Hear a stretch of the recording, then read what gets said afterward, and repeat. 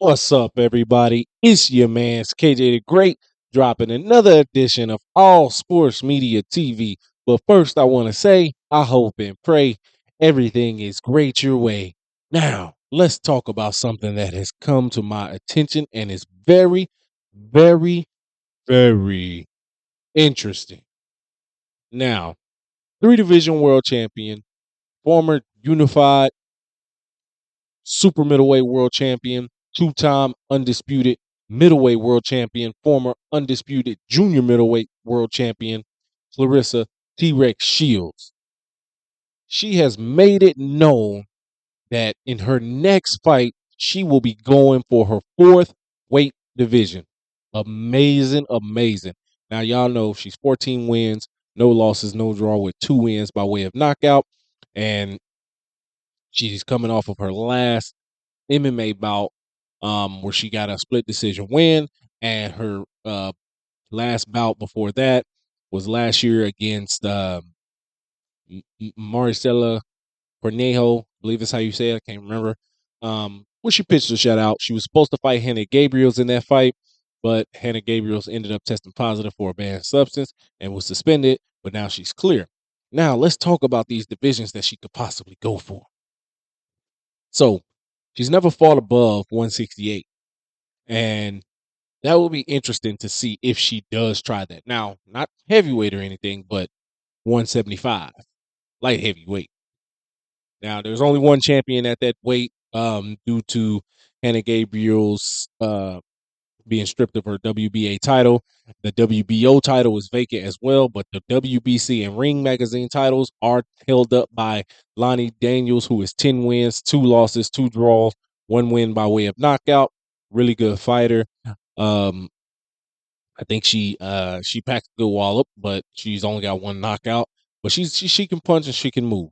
175, as you can see, is clearly open. So if she wanted to move up to 175, she could go up and have that rematch that she was supposed to have with Hannah Gabriels for the WBA title, or they can make it a unification immediately for the WBO title. Now, there was talks at one point Claressa Shields possibly moving to 147, going down. We haven't seen too many champions go down in weight in history and be successful as a lot of others who go up in weight and be successful. But she's doing it. Now, on the table some years back from Eddie Hearn and other promoters, the potential catch weight between Claressa Shields and Katie Taylor was on the table, as I said. Yeah, she was wanting to get paid, pound for pound number one, Katie Taylor pound for pound arguably number one, number two at the time. But she was wanting to get paid. She was wanting, a fair percentage of the purse, all of that. Um, Especially if she said, she had to cut the weight and drain the weight down to make it to that weight. Now, Katie Taylor right now, she's the undisputed junior welterweight champion. She has a fight with Amanda Serrano coming up really soon this summer, so it won't happen this summer. But let's look at the other champions. Let's look at the champions at welterweight right now. Potential fights. So we got Jessica McCaskill, 12 wins, 3 losses, 1 draw, 5 wins by way of knockout. She is the WBA and Ring Magazine welterweight champion. She was undisputed at that weight, but she was stripped of her titles after she went down to challenge Chantel Cameron. But she moved back up and settled back into the weight just nice and just fine, I think. The other champion is a former rival or opponent of Claressa Shields, who she fought at 154 and defeated at 154, and that is the newly crowned WBC champion Ivana Habazin, who is 23 wins, 5 losses, 1 no draws, with 7 wins by way of knockout. You go back and watch that fight that they had years back. Claressa Shields, it became personal after the stuff at the first press conference got out of hand. Ivana Habazin's trainer got punched, and then they had to reschedule the fight. But the fight was on, and it saw Claressa Shields drop Ivana. I believe it was around the 6th round with body shots, just boom, just dig into the body, body, body, body. and she ended up winning a unanimous decision. She frustrated Ivana Habazine to the point where she just couldn't really land much of anything. Now, the other champion, who is the IBF champion, 15 wins, 2 losses, 1 draw, 9 wins by way of knockout, Natasha Jonas.